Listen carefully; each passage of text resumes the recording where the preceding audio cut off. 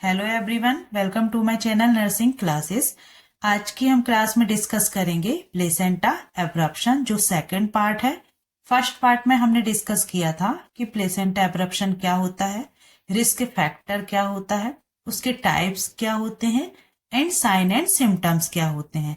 आज की क्लास में हम डिस्कस करेंगे कि प्लेसेंटा एब्रप्शन के डायग्नोस्टिक एवेल्युएशन क्या होते हैं, मैनेजमेंट क्या होते हैं और कॉम्प्लिकेशन क्या होते हैं। स्टार्ट करते हैं। Diagnostic procedure. जब क्लाइंट को प्लेसेंटा एब्रप्शन हो गया है, प्लेसेंटा यूट्राइन बॉल से क्या हो गया है, सेपरेट हो गया है, तो क्या क्या डायग्नोस्टिक कराएंगे। हिस्ट्री टेकिंग लेंगे। जैसे ही क्लाइंट हमारे पास में आएगी तो क्या करेंगे, हिस्ट्री टेकिंग लेना है, फिजिकल एग्जामिनेशन करना है और साथ में वाइटल साइन भी चेक करना है। ऑलमोस्ट कॉमन फाइंडिंग, सबसे पहले जो साइन और सिम्टम्स देखने को मिलता है वह वेजाइनल ब्लीडिंग होती है और 80% केस इस तरह के होते हैं कि उसमें प्लेसेंटा एब्रप्शन में ब्लीडिंग देखने को मिलेगी। तो वेजाइनल ब्लीडिंग भी चेक कर लेंगे। एब्डोमिनल अल्ट्रासाउंड कराएंगे जिसमें कि पता चलेगा कि कौन से टाइप का प्लेसेंटा एब्रप्शन हुआ है। कंप्लीट ब्लड टेस्ट, जिसको सीबीसी कहते हैं, वह टेस्ट कराएंगे जिससे पता चलेगा कि प्लांट में एचबी कितना है, एनीमिया तो नहीं है या कोई और कॉम्प्लिकेशन जैसे कि थ्रोम्बोसाइटोपेनिया तो नहीं है, चेक करा लेंगे। फाइब्रिनोजेन लेवल चेक कराएंगे। इसमें क्या होता है, यह एक तरह का टेस्ट होता है, ब्लड टेस्ट किया जाता है इसमें। फाइब्रिनोजेन क्या होता है, लिवर में बनने वाला एक प्रोटीन है जो ब्लड क्लॉट बनने में हेल्प करता है, तो उसकी मात्रा भी ब्लड में चेक की जाती है। Partial thromboplastin time, partial thromboplastin time को हम शॉर्ट में पीटीटी भी कहते हैं। यह भी एक ब्लड टेस्ट है जिसमें कि पता लगाया जाता है कि ब्लड में क्लॉट बनने में कितना टाइम लग रहा है। एंड यूरिया एंड क्रेटिनिन का लेवल भी टेस्ट करेंगे ब्लड में, कि क्रेटिनिन का लेवल चेक किया जाता है इसमें, कि पता लगाया जाता है कि किडनी फंक्शन वह है ठीक तरह से काम कर रहा है या नहीं। ब्लड टाइप, मतलब कि कौन सा ग्रुप है, आरएच फैक्टर कौन सा है मदर में, नेगेटिव है या पॉजिटिव है, ये सारे टेस्ट कराए जाते हैं। मैनेजमेंट ऑप्शन, मैनेजमेंट में क्या क्या कराया जाता है। इमीडिएट डिलीवरी, यदि क्लाइंट आ रही है और वह लेबर पेन में है तो क्या होगा, इमीडिएट डिलीवरी करानी होती है। Management of complication if there is any, जो कॉम्प्लिकेशन है प्लेसेंटा एब्रप्शन के कारण उनको क्या होता है, मैनेजमेंट कराना होता है।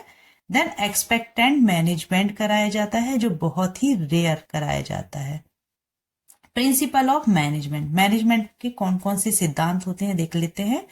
Detailed maternal and fetal monitoring, maternal और फीटल दोनों की मॉनिटरिंग करना है कि कहीं कोई कॉम्प्लिकेशन तो दोनों को नहीं हो रहा है।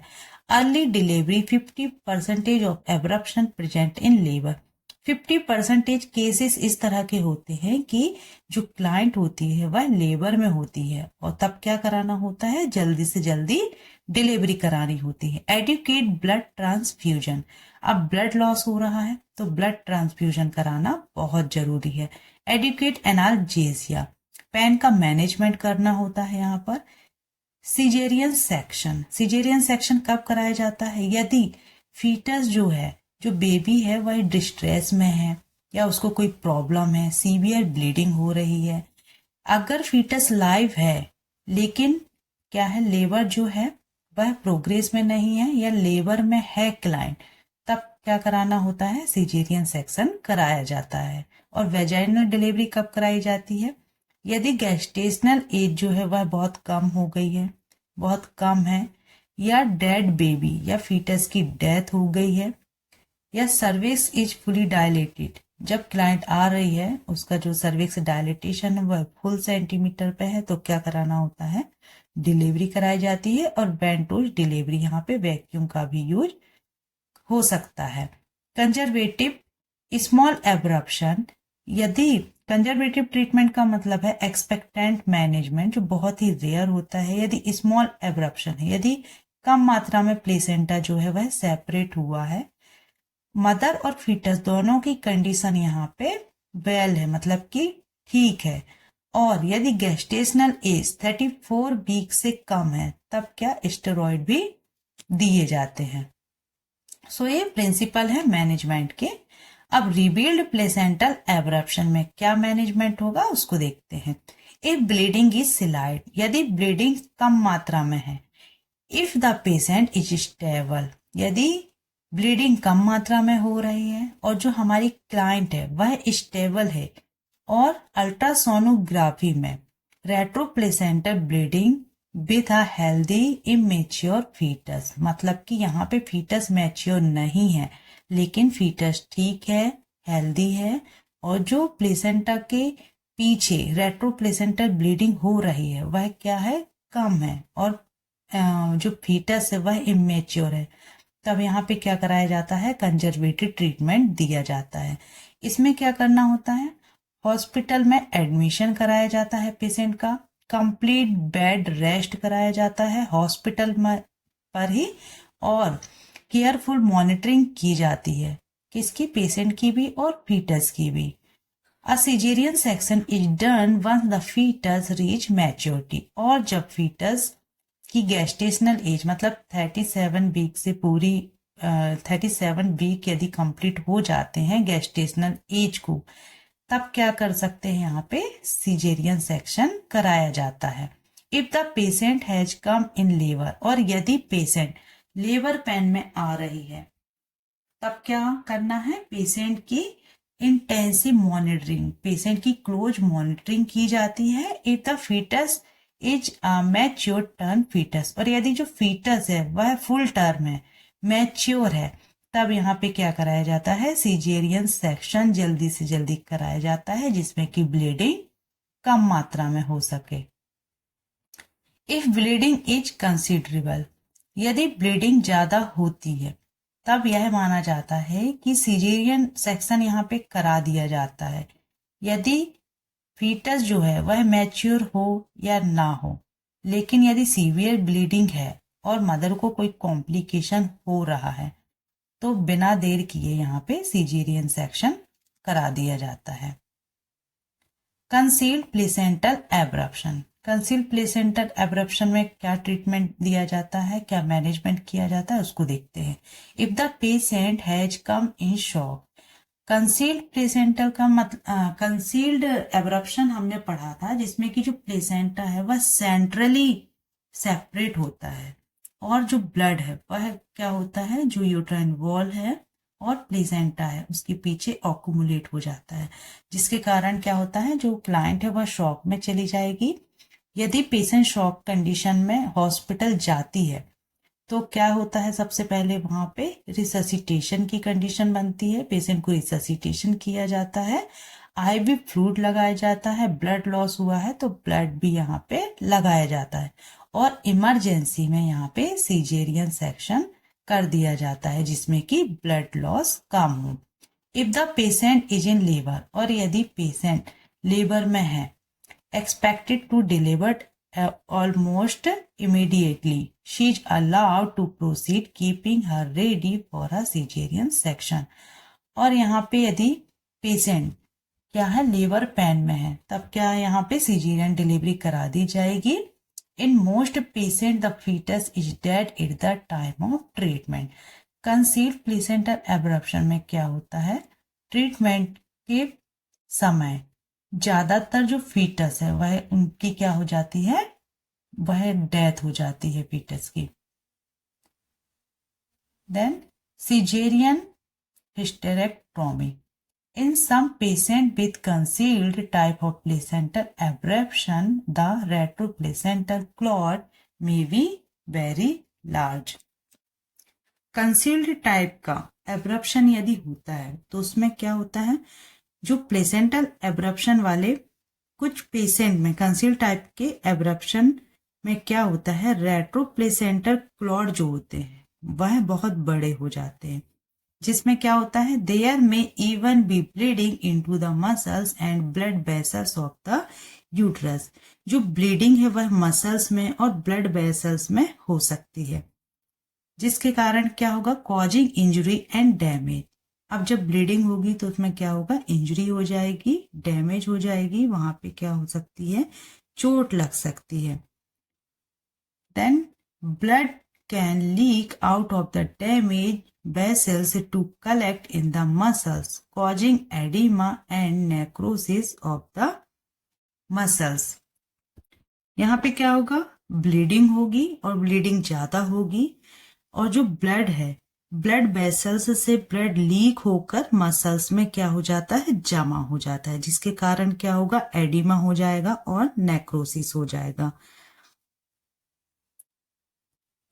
नेक्रोसिस का मतलब होता है death of the tissue. So caesarean hysterectomy की कंडीशंस होती हैं।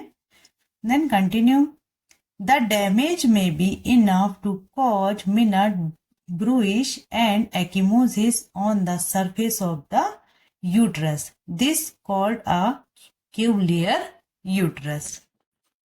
यहाँ पे क्या कंडीशन बनेगी, जो यूट्रस सरफेस है, यूट्रस की सतह पर छोटे छोटे निशान और घाव बन जाएंगे, मतलब कि चोट के जैसे निशान बन जाएंगे यूट्रस की सरफेस पर, जिसको कहते हैं क्यूबलियर uterus. The cuvier uterus sometimes is too damaged to contract and control bleeding after delivery of the baby. अब ये जो क्यूबलियर यूट्रस हो जाता है, इसमें क्या होता है कि डिलीवरी के बाद भी जो ब्लीडिंग है वह कंट्रोल नहीं हो पाती है, क्योंकि इसमें डैमेज हो जाती है। और डैमेज क्यों हो रहा है, ब्लड वेसल्स से ब्लड लीक हो गया है, जिसके कारण क्या हो रहा है, ब्लीडिंग हो रही है और क्यूबलियर यूट्रस की कंडीशन बन गई है। अ सिजेरियन हिस्टेरेक्टोमी, इस कंडीशन में क्या होता है कि जो यूट्रस है उसको रिमूव कर दिया जाता है, सिजेरियन हिस्टेरेक्टोमी कर दी जाती है। Become necessary to control the haemorrhage, जिससे क्या होगा, ब्लड कंट्रोल होगा, इसलिए यूट्रस को रिमूव कर दिया जाता है। क्यूबलियर यूट्रस के बारे में हमने पहले भी डिस्कस किया था, जिसे यूट्रोप्लेसेंटल एपोप्लेक्सी के नाम से भी जाना जाता है। इसमें क्या होता है, जो ब्लीडिंग होती है, ब्लड वेसल से ब्लीडिंग होती है, वह यूट्रस की मायोमेट्रियम और पैरामेट्रियम तक फैल जाती है।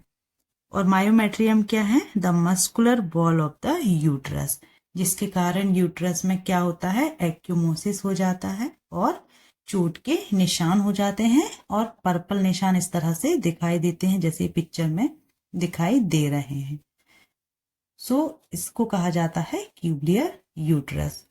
और इस कंडीशन को ठीक करने के लिए लास्ट में क्या कर दिया जाता है, यूट्रस को रिमूव कर दिया जाता है, जिसमें कि ब्लीडिंग को कंट्रोल किया जा सके। Next, complication. अब यदि पेशेंट में प्लेसेंटा एब्रप्शन की कंडीशन है और यदि उसको टाइम से मैनेज नहीं किया जाता तो क्या क्या कॉम्प्लिकेशन होते हैं। इसमें दो तरह के कॉम्प्लिकेशन होते हैं, मैटरनल कॉम्प्लिकेशन और फीटस कॉम्प्लिकेशन। सो मैटरनल में क्या होगा, मैटरनल मोर्टिलिटी, यदि ब्लीडिंग जो है वह सीवियर हो जाएगी, ज्यादा मात्रा में हो जाएगी, तो उसके कारण मैटरनल डेथ भी हो सकती है। हाइपोवॉल्यूमिक शॉक, जब बॉडी फ्लूइड कम हो जाता है या ब्लड लॉस ज्यादा हो जाएगा, तब क्या कंडीशन बनेगी, हाइपोवॉल्यूमिक शॉक में पेशेंट चली जाएगी। रीनल फेल्योर हो सकता है, किडनी के फंक्शन वह क्या काम करने में असमर्थ हो सकते हैं। डीआईसी हो सकता है, डीआईसी का मतलब है डिसेमिनेटेड इंट्रावेस्कुलर कोगुलेशन। इसमें क्या होता है, पूरी बॉडी में एबनॉर्मल तरीके से ब्लड क्लॉट बनने लगते हैं, जिसको शॉर्ट में कहा जाता है डीआईसी। पीपीएच, पोस्टपार्टम हिमरेज हो सकता है, डिलीवरी के बाद अनकंट्रोल ब्लीडिंग हो सकती है। कॉम्प्लिकेशन ऑफ मैसिव ट्रांसफ्यूजन, जब ब्लड लॉस ज्यादा मात्रा में हो जाता है तब क्या किया जाता है, ब्लड ट्रांसफ्यूजन 24 आवर्स में ज्यादा दे दिया जाता है। ब्लड की कमी को पूरा करने के लिए ज्यादा मात्रा में जब ब्लड ट्रांसफ्यूजन किया जाता है तो उसके कारण कॉम्प्लिकेशन हो सकते हैं। शीहान सिंड्रोम, शीहान सिंड्रोम का मतलब होता है कि डिलीवरी के टाइम पर ज्यादा ब्लड लॉस होने के कारण जो पिट्यूटरी ग्लैंड होती है वह ठीक तरह से काम नहीं कर पाती है। पिट्यूटरी ग्लैंड क्या हो जाती है, यहाँ पे डैमेज हो जाती है, जिसके कारण वह ठीक तरह से वर्क नहीं कर पाएगी। उस कंडीशन को कहते हैं शीहान सिंड्रोम। उसमें क्या कंडीशन हो सकती है, जो पेशेंट है वह ब्रेस्ट फीडिंग ठीक तरह से नहीं करा पाएंगी, बीपी कम हो जाएगा, हाइपोथायरॉयडिज्म की कंडीशन बन सकती है, और जो ब्लड में शुगर की मात्रा कम हो सकती है, हाइपोग्लाइसीमिया में पेशेंट जा सकती है। तो ये कॉम्प्लिकेशन मदर में हो सकते हैं। फीटल में क्या क्या कॉम्प्लिकेशन हो सकते हैं, फीटल डेथ हो सकती है, क्योंकि जब प्लेसेंटा यूट्राइन बॉल से सेपरेट हो जाएगा तो फीटस में न्यूट्रिशन और ऑक्सीजन ठीक तरह से नहीं जा पाएगी, जिसके कारण फीटल डेथ हो सकती है। हाइपॉक्सिक ब्रेन इंजरी हो सकती है, ब्रेन में ऑक्सीजन ना जाने की वजह से। IUGR हो सकता है, इंट्रा यूट्राइन ग्रोथ रिटार्डेशन, मतलब कि ग्रोथ कम हो सकती है। न्यूनेटल एनीमिया हो सकता है, कंजेनाइटल मालफॉर्मेशन भी हो सकता है। तो ये कॉम्प्लिकेशन थे जो फीटस और मदर में देखने को मिलते हैं। नर्सिंग मैनेजमेंट क्या होगा, the following are the nursing priorities for the patient. जो नर्सिंग स्टाफ होता है इनकी क्या प्रायोरिटीज बनती है यदि कोई क्लाइंट प्लेसेंटा एब्रप्शन में आते हैं। Monitor maternal vital sign and assist for sign of shock. Patient जो है उनको क्या करना है, मॉनिटर करना है, वाइटल साइन चेक करना है और साइन चेक करना है कि कहीं जो क्लाइंट है वह शॉक में तो नहीं है। कंटिन्यूस फीटल मॉनिटरिंग करना है, फीटल की वेलबींग देखना है कि फीटस की कार्डियक एक्टिविटी और फीटल हार्ट रेट ठीक तरह से काम कर रहे हैं या नहीं। Administer oxygen therapy as needed. Oxygen therapy देना है यदि पेशेंट को सांस लेने में तकलीफ हो रही है तो। Administer intravenous fluid and blood product as necessary. Intravenous fluid IV fluid लगाना है क्योंकि ब्लड लॉस हुआ है और ब्लड ट्रांसफ्यूजन की भी यहाँ पे जरूरत हो सकती है। Monitor and manage pen.